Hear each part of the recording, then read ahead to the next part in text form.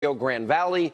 This portion of the wall was funded with federal money previously negotiated by the Trump administration. Nobody seems to report that. We've also repaired a lot of the bad walls that were out there, and there is new construction.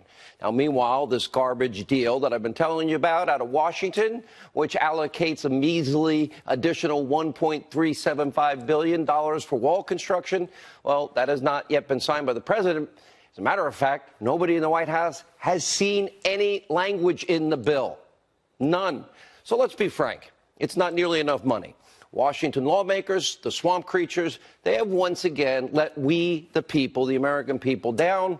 This is a swamp compromise. Now, let me make some predictions. Based on what the president is saying publicly, because I love the press, they love to speculate. How did Hannity get his information? All right. We know this is a president that keeps his promises, and he goes at the speed of Trump.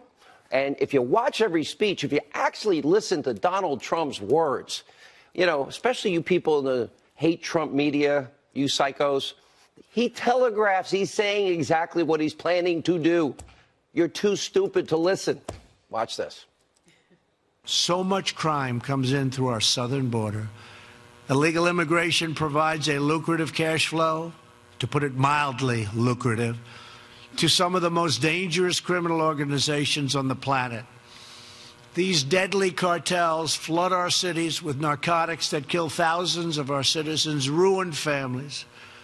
They use fear, intimidation, and violence to get their way. There's only one moral course of action: to put these ruthless criminal cartels out of business, and out of business fast. I will never waver from my sacred duty to defend this nation and its people. We will get the job done. Works. All right. He's saying he's going to get the job done. Let me make a prediction. Let's base it on what you just heard and what we've witnessed the last 2 years. The president's going to find the way to get the money. Now, look at this bill, $1.375 billion. Not enough, but it will keep the ball in the project moving along, assuming, we haven't seen the language, there's no poison pill or restrictions in there thrown in by a swamp creature in the last minute that says you can't build a wall with the money. That happens, I don't think the president will sign that bill. In that case, he would probably move to a short-term CR, and the Congress creatures will go back to do the crappy work that they usually do. And then if they get it right, he'll sign that bill. But let's assume that they get it right. That, in other words, he gets $1.375 billion for the wall now. Well, that prevents a government shutdown. That's a good thing.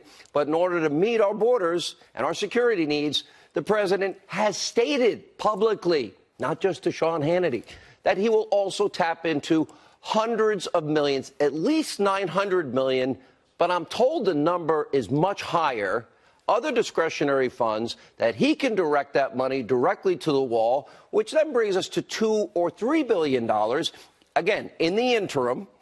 And it sounds like what he's saying is he's going to simultaneously declare a national emergency to free up billions more. Now, the hate Trump media, if that happens, they're going to feign moral indignation, outrage, hysteria will break out. Meanwhile, they'll say, how did Hannity know? Well, because I've listened to him, and he's telling you the entire time what he's going to do. Donald Trump, quote, I will add whatever I have to add to build the wall. President tweeting, I am getting almost $23 billion for border security. Now, that money, the $23 billion he's talking about, that can be spent on everything else but the wall. But if he declares a national emergency or uses the law, which we've been citing on this program, U.S. Code 284, well, we know what the Democrats are going to do. They're going to immediately run to the courts. They'll go judge shopping. They'll find a liberal activist judge somewhere in California or anywhere in the Ninth Circuit. They will lose. The president will lose the first round, go to the Ninth Circuit. He'll lose the second round. But in the interim, he still gets $1.375 billion. So he continues the project, and the other funds continues the project. And I believe when it gets to the Supreme Court, he's going to win. And this Supreme Court's going to have to take this case, considering, let's see, it's a constitutional question about his role as commander-in-chief. It's about separation of powers. It's about national security. And just a side note, all of you in the media, I don't know why, everyone's been obsessed. Hannity's predicting this. That's what I'm predicting is going to happen because I actually listen to the publicly stated words of the president. So keep speculating. Nobody in the media has any idea of who my sources are, who they're not, and who I talk to, who I don't talk to, and I will not reveal my sources. And all these hate Trump media outlets, they all pretend they're unbiased, that they're journalists. Well, I don't claim to be a journalist. We do journalism. What we say about being a talk show host, we're like the whole newspaper.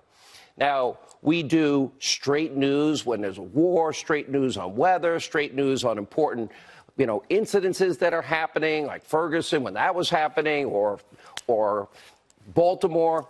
And then we give a lot of opinion. So we're the news page, the editorial page, the opinion page. We even do gossip and sports. Like tonight, for example, Tim Tebow's on. So we're like the whole newspaper. That's what we do, freedom of the press. But we identify what we do. Now, we do our own research like we did with vetting Obama, like we do on the deep state. We do investigations. We bring you news and information you won't hear or see anywhere else, and opinion you won't get anywhere else. But all these hate Trump news people that claim to be journalists, no, they're really editorial writers and ones that make up a lot of BS at the same time. So tonight, when it comes to building the wall, whatever has to be done, the president is saying will be done. Not for political reasons, but for the safety and the security of all Americans. He sees this, rightly so, as a life and death issue. But don't just take my word for it.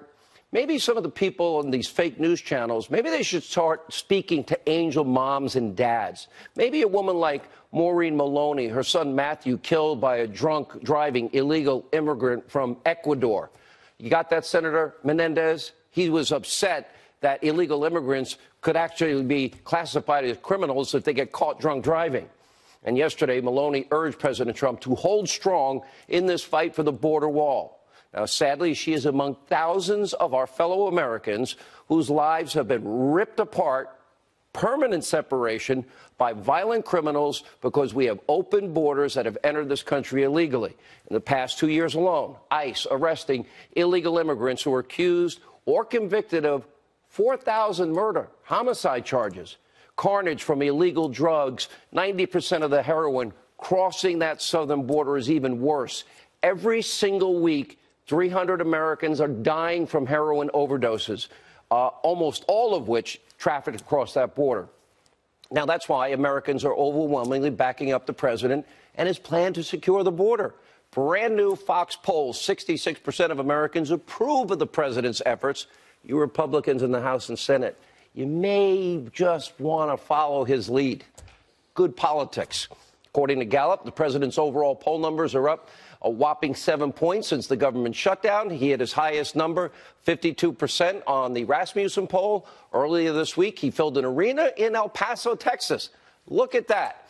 And, oh, that's inside the arena. Am I correct? Yes. Then he had thousands and thousands of others outside the arena. Nobody in the media talks about this. What other president got those types of crowds? Now, some on the left, they try and pretend the president has no support at all. I've never seen a president with more support. Look at late night loser Stephen Colbert himself just last week. Watch this. Trump's inaugural committee raised a record $107 million, which was double the previous record set by Barack Obama. What was all that money for? I mean, obviously, they didn't need it for crowd control. Yeah, let's show the picture before the inauguration ever took place. Don't worry, your audience is stupid enough that they'll probably believe your crap. Maybe Colbert needs to attend a Trump rally. Maybe he will see the unbelievable enthusiasm, people standing for hours and hours and hours outside in the cold and the rain, and then standing for the entire time the president's speaking, supporting his agenda. Which brings us tonight to our Hannity Watch on what is the radical socialist takeover of the Democratic Party. Now, the president is promoting freedom, low taxes, national security, and strength. Uninformed socialist extremists, they're now steering the ship at the DNC in a pretty big way, in a kind of scary way. Now look at freshman Congresswoman Alexandria Ocasio-Cortez, who says the world's going to end in 12 years, is now leading the way. She is the chief spokesman leader for the Democratic Party. And in some background, look at the new leader of the left. Take a look. Medicare for all would save the American people a very large amount of money. Why aren't we incorporating the cost of all the funeral expenses of those who die because they can't afford access to health care? But when it comes to tax cuts for billionaires and when it comes to unlimited war, we seem to be able to invent that money very easily. We look at these figures and we say, oh, unemployment is low, everything is fine, right? Well, unemployment is low because everyone has 2 jobs. We need to occupy every airport. We need to occupy every border. We need to occupy every ICE office. If we work our butts off to make sure that we take back all 3 chambers of Congress, all 3 chambers of government, the presidency, the Senate, and the House. You use the term the occupation of Palestine. What did you mean by that? I think what I meant is like the settlements. Just last year, we gave the military a $700 billion budget increase, which they didn't even ask for. And we're like, the world is going to end in 12 years if we don't address climate change. And your biggest issue is your biggest issue is how are we going to pay for it? No, I think it is a green dream. And I think that it is. You know, I don't consider that to be a dismissive term. I think it's a great term. I guess it's no surprise that Congresswoman Ocasio-Cortez's Green New Deal has now become a nationwide laughingstock, except for the fact Democrats are really serious about this insane piece of legislation. Take it seriously. 2020 presidential hopefuls are literally tripping over each other to support the Green New Deal. Make no mistakes. Democrats want to radically reshape this country into a little socialist eco-utopia that will promise everything and deliver nothing but catastrophe and poverty. And if you're wondering what a socialist utopia looks like, well, this new Green Deal, no more oil, no more natural gas, no more nuclear, no more airplanes, no more gas-powered cars, no more gas-powered ovens, no more cows because of flatulence. Government promised paid leave, medical leave, paid vacation. Now they wrecked high school and K through 12, so now they're going to wreck college. Education free for all, healthy food for all, government-forced renovation of every building in America in the name of energy efficiency. Government paid for high-speed rail connecting every city in America. We won't have airplanes, so I guess we'll have high-speed trains to Australia and Asia and Europe. And they're going to guarantee income to every single person, even those unwilling to work. Wow. And a retirement plan. But believe it or not, there's even more madness. Now, we'd be here all night if I listed it all. So look at the side of your screen. And here's the kicker. The Green New Deal is calling for this to happen in 10 years, and the world is going to be over in 12 years, according to Ocasio-Cortez, if we don't act. On Twitter today, she said passing the Green New Deal is a life or death issue.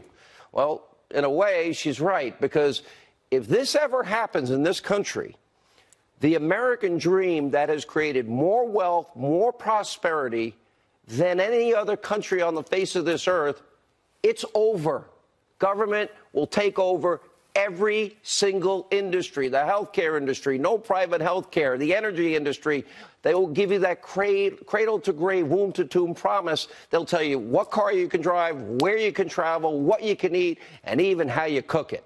And more notably, in order to try and pay for that insanity, mother government, well, they'll own your paycheck. From each according to their ability, to each according to their needs. Right, Congresswoman? And I know you watch the show. And let's not forget about those who would be impacted first.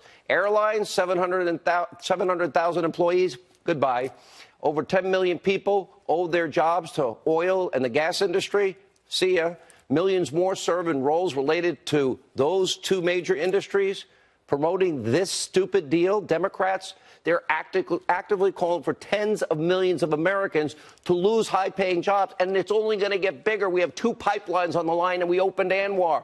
We're the #1 world producer, surpassing Saudi Arabia and Russia for the first time in 70 years. And all the high-paying career jobs that will be available for people. Look at this Fox News poll. 25% of Americans have a favorable view of socialism. It promises everything and never delivers historically a thing. And another freshman Democratic lawmaker is making news for also all the wrong reasons, and that's Congresswoman Omar, embroiled in a serious controversy over her constant stream of hatred and anti-Semitic remarks. And she has since issued an apology on one of the remarks, but her bad behavior on Capitol Hill is not going away. Look at this from earlier today, a hearing with the administration's new special envoy for Venezuela, Elliot Abrams. Watch this doozy. I fail to understand why members of this committee or the American people should find any testimony that you give today to be truthful. If I can respond to that. It wasn't a question. That was not a question. That was I reserve the right to my time. Yes or no, do you think that massacre was a fabulous achievement that happened under our watch? That is a ridiculous question, and I yes or no? No. I will take that as a yes. No, I'll take it as a yes. And as of today, yeah, that extremist holds all of our very important committee assignments. So let's recap the week for Democrats. One member of Congress spreading an anti-Semitic conspiracy theory about Jewish money. Bozo O'Rourke said that walls kill people. 3 top Democrats in Virginia refusing to resign, 2 over blackface controversies, 1 over, rape allegations and sexual assault. Multiple top Democrats supporting a bill that would turn America into a socialist disaster eco-state. Multiple 2020 candidates for the Democrats calling for tax increases and government stealing. One still apologizing for faking her ethnicity. Spartacus himself, well, he's calling for an end to all meat consumption.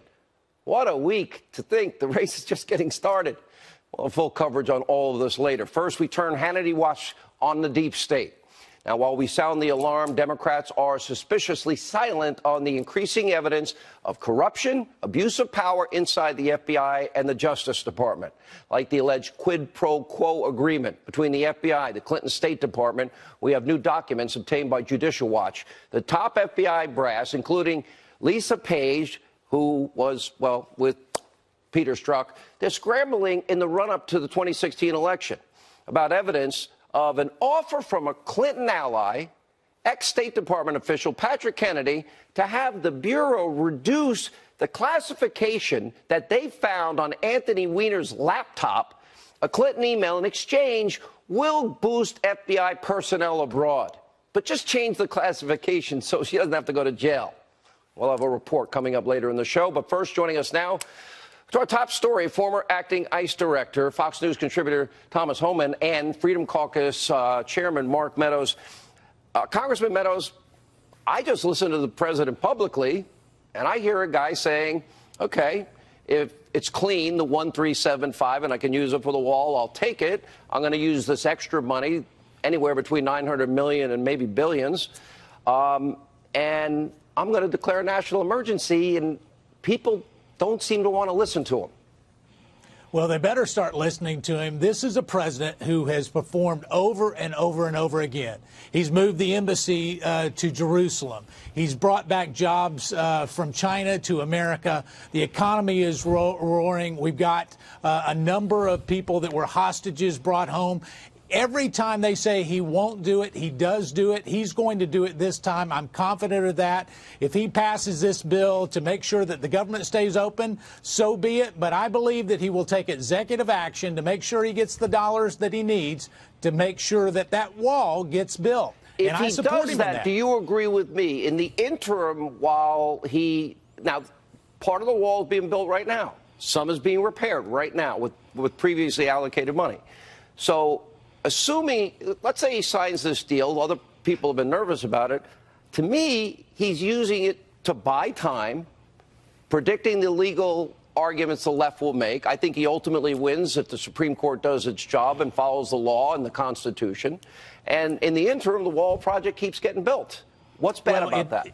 Well, there's nothing bad about it. It's part of a three-step process that this president has deployed and will deploy because Congress won't do his job, quite frankly. We could have done a lot better. We could have given him the $5.7 billion that he requested, but instead he's having to embark on a three-step process that I applaud. I mean, you know, I can tell you that I wish that the executive branch would have less ability to do things on their own. But there are statutes and laws in place right now that allow this president and previous presidents to do it. U.S. Code 284, right? 284, there's three different sections, but they're laws that are on the books. So he's not even violating a law. He's deploying what is a tool in his toolbox to get it done. He's committed to do that. I've been talking to the administration. As long as the Democrats don't play a trick on him, and that is put a poison pill in this, we're still waiting to see the legislation. Nobody's seen it. Where is it? No, I mean, listen, Nancy Pelosi is putting her freshman in the place that she has long espoused. You got to pass the bill before you can read it and know what's in it, and that is the play that's being played here tonight. Tom, the talking point of the hate Trump media and the hate Trump Democrats has always been this is a manufactured crisis. If 90% of our heroin crosses that border, we have gang members, cartels, and again, that's the 2%. People that we know have committed homicides, sexual assaults, violent assaults, human trafficking, even young girls into prostitution. That sounds to me like a real humanitarian and national security crisis. Well, look, all they got to do, as you said earlier, talk to the angel moms. But, you know, Nancy Pelosi and Chuck Schumer refuse to talk to angel moms. They refuse to go down the border and talk to the experts, the men and women in green that put their lives on every day. So they don't know what a manufactured crisis is. They say the wall is immoral, it's ineffective. They refuse to look at the data because the data shows every place that various bill has worked. And you forgot one number, Sean. 138,000 criminal aliens were arrested by ICE this past year. Illegal aliens that committed crimes in this country. They just didn't appear here. They come across the southwest border. So it's terrible. Will the president do this simultaneously, Mark Meadows? In other words, okay, if he signs that horrible budget deal but gets some money for the wall, if he has the extra money that he's going to appropriate for the wall, and he goes whatever emergency route he decides or the law he cites that will be challenged in the court, I would expect he does it all at once. What do you think? Well, I would think so. I don't know for sure, Sean. I can tell you that at this point, the president is committed to making sure our communities are safe.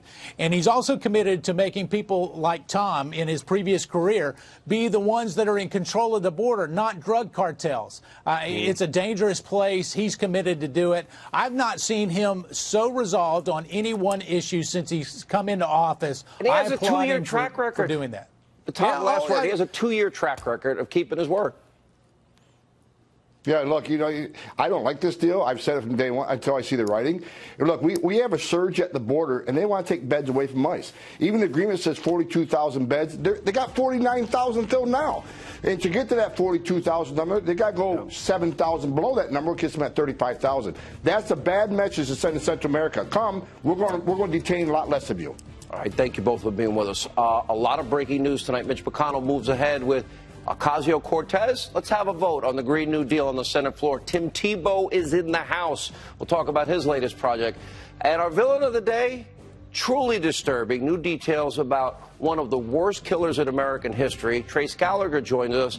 And your email straight ahead. No, I think it is a green dream. And I think that it is.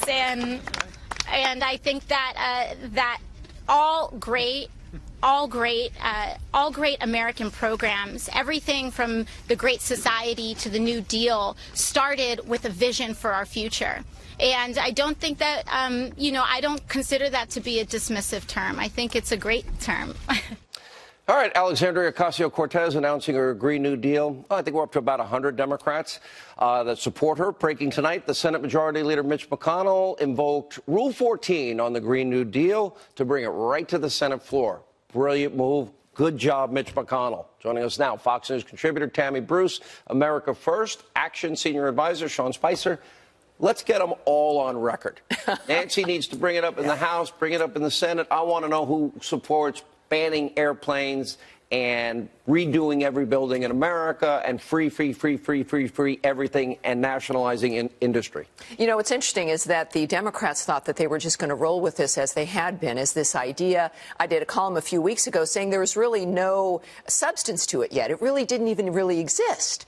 And then, of course, we had the scandal of them removing the reality of what it was they were proposing, including money for people unwilling to work. But what they had thought this was going to be was a fun way to signal to millennials and to progressives about what they stood for without having to do anything about it, without anything really needing to exist. A resolution is not a bill. And so they thought this was just going to be a lot of media and press. Having to vote is a reminder now that people will either have to vote with the individuals who want to pay people who are unwilling to work, or they're going to have to vote against them, which will signal to the base that this has been an unserious framework from the start. Well, I don't think it is unserious. And Sean, I'll actually make the case. I'm going to stand up for Ocasio-Cortez. I think she's probably the most honest, extreme, radical, democratic socialist in the country, in that she's saying what they have been, well, what they wanted to do incrementally for years, and they've used the courts for, what they could never get done at the ballot box or legislatively, and they use activist justices to do this dirty work for them. But this is what they want. This is their dream bill. You're right, and it's a dream bill in the sense that it's not based in reality. That's generally speaking what dreams are. But dreams are generally also positive things. Nightmares are negative things. And I think that this is a dream in the sense that it's not based in reality, but it's a nightmare in terms of what it would do to our country and our economy. Sean, just a few years ago, this would be sort of one of the fringe things of the Democratic Party. Unfortunately, it is now the mainstream. You look at every one of the 2020 announced or prospective candidates for president on the Democratic side, and they're all embracing this. But what are they embracing? Not a policy difference, not more spending. That would be typical for a Democrat. But they're basing something that they can't even tell you where it ends up. This is insanity. The idea that we want to end all sorts of commercial travel, the idea that we want to certify every building in a way that they can't tell you how they're going to get there, we're going to rebuild would kill so many jobs, is insane. And I think that people, and I'm glad that the leader is going to put it up for a vote, because we need to expose the agenda that's really coming. And most of the time they mask it in really good words and all sorts of things. This time, I think everybody needs to understand exactly what's happening and call a spade a spade. This is socialism. There's no other way around it. And Sean is absolutely right in that this is also a nihilistic agenda. Which Sean? That okay. Sean. But both. You too. Again, Sean Squared here on the program. And that's what I think matters as well. But I would caution in this argument of starting with this message that it's not affordable or how much it would cost. That presupposes it should even be considered as feasible to implement. That would be like saying we're going to go to the moon, and then we would be arguing about how much it would cost to redistribute all of the green cheese that we're going to harvest from the moon. We wouldn't go to the cost of harvesting the green cheese, because it's not going to happen, and it's absurd. We have created a nation that of wealth and opportunity that has even the poor. So you compare the poor in America, which we want everybody lifted out of poverty. By the way, new statistic out today, Donald Trump got 1.5 million people off of food stamps since he's been president, 1 million out of poverty, 5.3 million new jobs, 600,000 manufacturing jobs. We have 2 pipelines in the works, and we have Anwar opening up. It's fantastic. It's just Sean, great. these are literally hundreds of thousands, high-paying career jobs that will increase the wealth of every American. We are the Saudi Arabia of natural gas. We are the Middle East of natural gas. Yeah, look at what the president talked about during the State of the Union. The economy, by all measures, is humming. People are doing better. They're taking home more pay. They've got more opportunity. They're living better lives, and we're safer in this country. The president's doing exactly what he wanted. And instead of offering a realistic alternative, you see this new congresswoman offering a fictitious world to live in that defies reality. And this is the challenge the president is up against this time. Putting his accomplishments on the table and explaining to people that we've made the country better, and we can continue to do that for 4 more years. And you know what she's really offering? Everybody gets the Fred Flintstone car, where you have to pedal with your feet, and maybe there'll be no airplanes, no meat. You know, we're going to nationalize all industry, and no health care. We're all under this one health care plan. A lot of good Obamacare worked out. All right, thank you. All right, when we come back, we have a Hannity investigation, and you will see A new report, FBI going straight up against the Fox News channel. Also tonight, Tim Tebow in the House to talk about his latest project. And the villain of the day tonight will literally make your skin crawl. And your email straight ahead.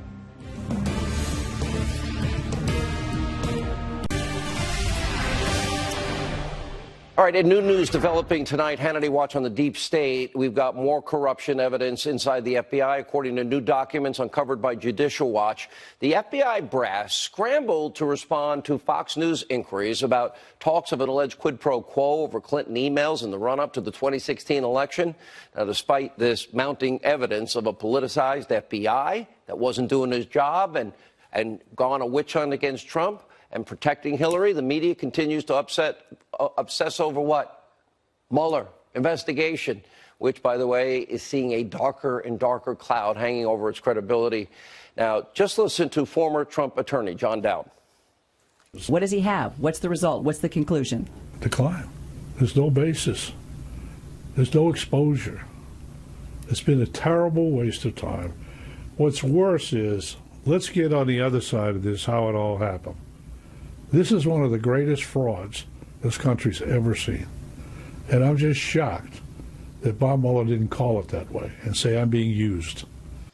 Sarah Carter also reporting tonight that Roger Stone alleges in a new court filing that the special counsel's office leaked an unsealed indictment to fake news CNN and tipped the network off to their pre-dawn raid with amphibious vehicles, tactical vehicles, the pre-dawn 27 guys, Roger Stone in his shorts, really, over a process crime. Here with reaction, author of the #1 bestseller, The Russia Hoax, now with a new chapter out in paperback, Fox News legal analyst Greg Jarrett, Fox News contributor Sarah Carter is with us. Sarah, let's start with you, and I want to get into the details because it's the Fox News component, but this is when they found Weiner's laptop, and they found classified material. And the State Department, Clinton supporters, are offering a number of great things that the FBI wants if they just would declassify and protect Hillary from the crime she committed. That's right. What they wanted to do was, Sean, they wanted to reduce the classifications so that if it was secret, they would reduce that to not secret, maybe to office sensitive only. This was Patrick Kennedy. And I want to take people back because Patrick Kennedy at the time was the Undersecretary of Management at the State Department. And there were enormous problems at the State Department during this time. Patrick Kennedy was in the middle of the whole Benghazi scandal. According to sources that I've spoken with over the years, Patrick Kennedy was trying to run interference on that.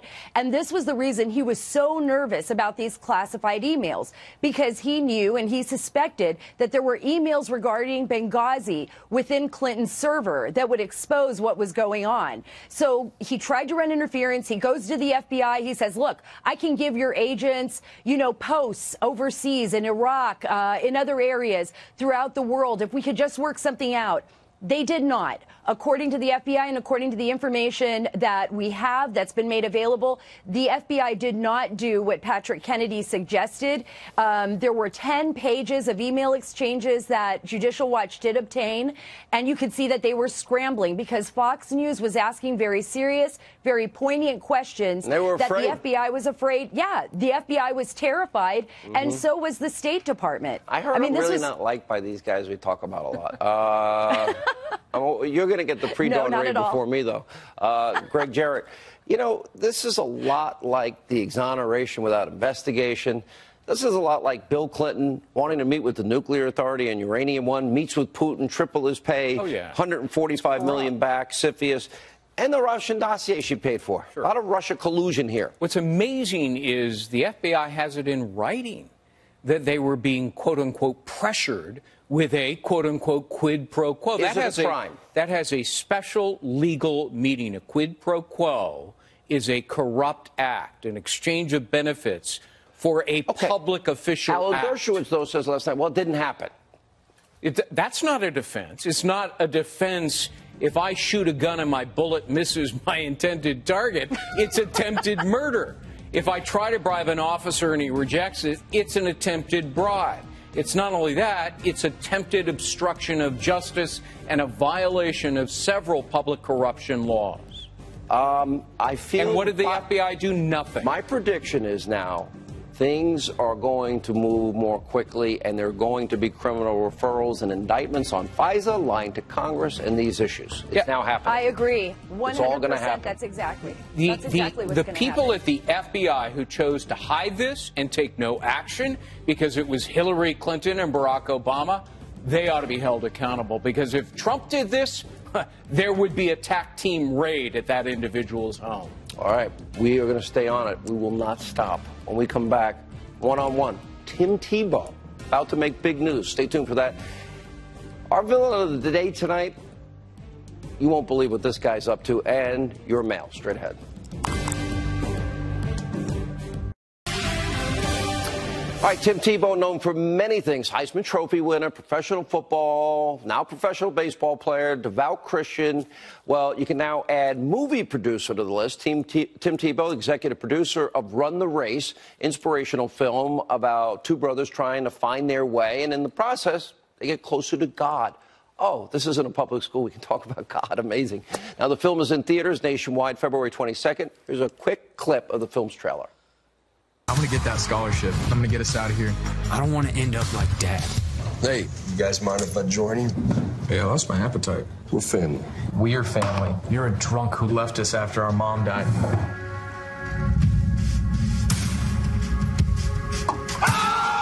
Oh, you were as good at football. What did you say? I was in the family, right?